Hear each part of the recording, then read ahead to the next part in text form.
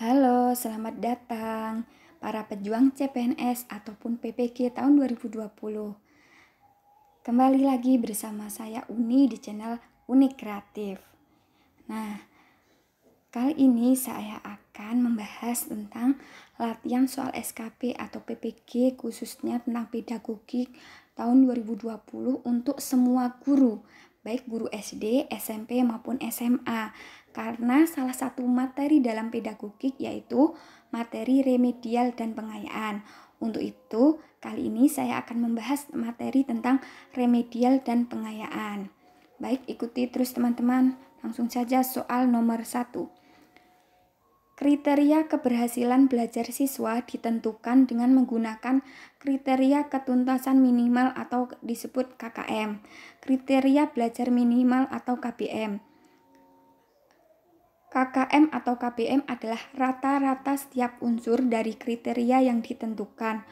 Nah, untuk menemukan KKM diperlukan faktor-faktor A. Kompleksitas indikator, daya dukung, dan kemampuan guru. B. Kemampuan guru, sarana atau prasarana, dan intake siswa. C. Daya dukung, tingkat kesulitan, dan kemampuan guru. D. Kompleksitas indikator, daya dukung, dan intake siswa. E. Kemampuan guru, tingkat kesulitan kompetensi dasar, dan intake siswa. Jadi jawabannya adalah D. Kompleksitas indikator, daya dukung, dan intake siswa. Berikut penjelasannya. KKM, kriteria ketuntasan minimal atau KKM adalah kriteria ketuntasan belajar yang ditentukan oleh satuan pendidikan atau disebut juga nilai batas ambang kompetensi. Nah, berikut faktor-faktor yang mempengaruhi KKM. 1. Kompleksitas indikator.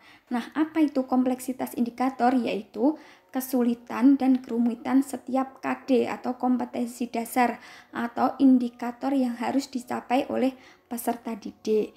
2. Daya dukung, yaitu berupa ketersediaan tenaga, sarana dan prasarana, biaya operasional, manajemen sekolah, kepedulian stakeholder sekolah.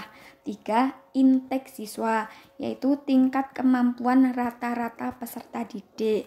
Jadi teman-teman harus hafal ya tiga faktor yang mempengaruhi KKM ini, yaitu kompleksitas indikator, daya dukung, dan intake siswa. Nah, biasanya soal-soal seperti ini sering keluar teman-teman. Baik, selanjutnya soal nomor 2.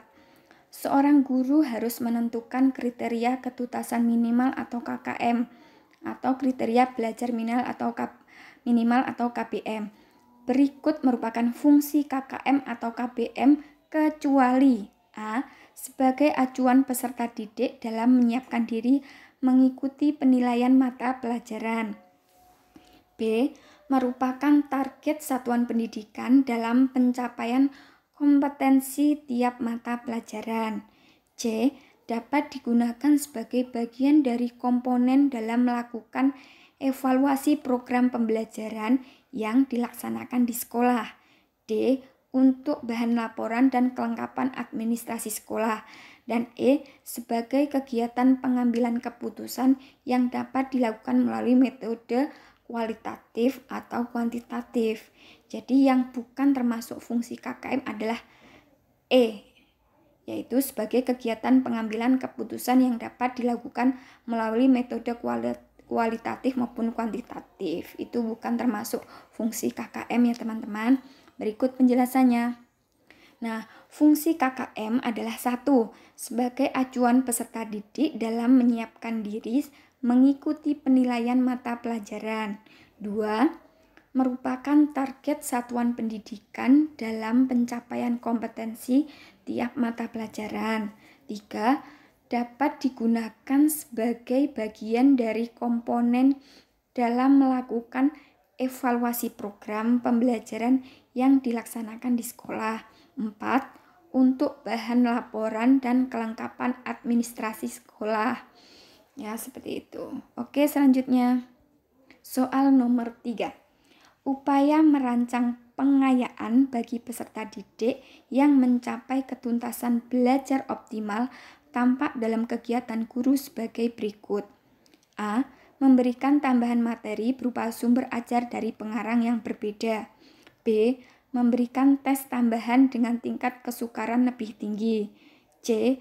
Memberikan tambahan sumber bacaan yang lebih mendalam dan tingkat variasi yang tinggi berikut instrumen tesnya yang sesuai. D. Diberi soal serupa untuk memastikan tingkat keberhasilan belajar. E. Memberikan materi bahan ajar yang lebih tinggi tingkatannya dan mengerjakan soal-soal yang memiliki kesulitan tinggi. Jadi jawabannya adalah E. Memberikan materi bahan ajar yang lebih tinggi tingkatannya dan mengerjakan soal-soal yang memiliki kesulitan tinggi. Kenapa? Berikut penjelasannya. Bentuk-bentuk pengayaan terdiri dari A. Belajar kelompok, B. Belajar mandiri, C. Pembelajaran berbasis tema, D. Pemadatan kurikulum. Peserta didik yang berprestasi baik perlu mendapatkan pengayaan untuk mengembangkan potensi secara optimal. Nah, salah satu kegiatan pengayaan yaitu memberikan materi tambahan yang lebih tinggi dengan tujuan untuk memperluas kompetensi yang telah dicapai. Nah, kalau soalnya sama saja itu tidak memperluas kompetensi karena mereka sudah menguasainya, teman-teman. Jadi harus diberikan materi tambahan yang lebih tinggi untuk meningkatkan kompetensinya, seperti itu. Selanjutnya soal nomor 4. Setiap akhir evaluasi dimungkinkan ada siswa yang prestasi belajarnya belum memenuhi ketuntasan, sehingga guru perlu melakukan remedi. Dasar rancangan program remedi bagi siswa yang capaian prestasinya di bawah ketuntasan belajar yaitu A. Proses pengajaran remedial itu pada dasarnya adalah proses belajar mengajar biasa. B. Tujuan pengajaran remedial adalah sama dengan tes diagnostik. C. Sasaran terpenting pengajaran remedial adalah peningkatan kecerdasan siswa. D. Strategi yang dipilih hanya berbentuk tes ulang. E. Agar prestasi sekolah menjadi meningkat. Jadi jawabannya adalah C ya teman-teman. Jadi sasaran terpenting dari remedi ini memang untuk meningkatkan kecerdasan siswa. Berikut penjelasannya. Tujuan remedial. Remedial adalah layanan pendidikan yang diberikan kepada peserta didik untuk memperbaiki prestasi belajar atau kecerdasan sehingga mencapai kriteria ketuntasan yang sudah ditetapkan. Selanjutnya, soal nomor 5. Jika seorang guru ingin melakukan kegiatan remedi, maka perlu memperhatikan prinsip dalam merancang program remedial bagi siswa, yaitu kecuali A. Adaptif, B. Interaktif, C. Fleksibilitas, D. Kesinambungan, E. Kompleks. Jadi jawabannya adalah E ya teman-teman, kompleks. Berikut penjelasannya. Nah, ketika seorang guru ingin melaksanakan program remedial itu harus berpedoman pada prinsip-prinsip pembelajaran remedial, teman-teman.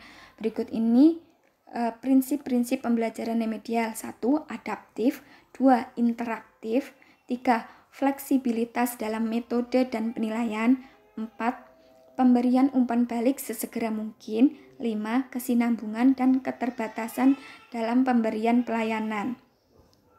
Soal nomor 6. Berdasarkan data hasil evaluasi pembelajaran tentang memahami teks anekdot, ternyata hasilnya tidak maksimal. Dari 30 siswa dinyatakan belum tuntas jumlah 15 sehingga mengikuti program remedial. Sedangkan yang dinyatakan tuntas sejumlah 15 orang kemudian mengikuti program pengayaan. Kegiatan pengayaan untuk 15 siswa dapat dilakukan oleh guru dengan cara A. Mengadakan pendalaman materi terkait dengan KD tersebut. B. Diberikan bahan ajar berupa modul. C. Digabung dengan siswa yang belum tuntas ikut remedial. D. Melanjutkan materi pada KD selanjutnya. E. memberi tugas mengerjakan lembar kerja siswa. Jadi jawabannya adalah A ya teman-teman, mengadakan pendalaman materi terkait dengan KD tersebut. Berikut penjelasannya. Menurut Suharsimi Arikunto, pengayaan adalah kegiatan yang diberikan kepada peserta didik kelompok cepat sehingga peserta didik tersebut menjadi lebih kaya pengetahuan dan keterampilan atau agar penguasaannya lebih mendalam terhadap bahan pelajaran dan kompetensi yang mereka pelajari. Nah, contoh pengayaan ini yaitu mengadakan pendalaman materi agar penguasaannya lebih mendalam. Terima kasih teman-teman, terus ikuti channel saya.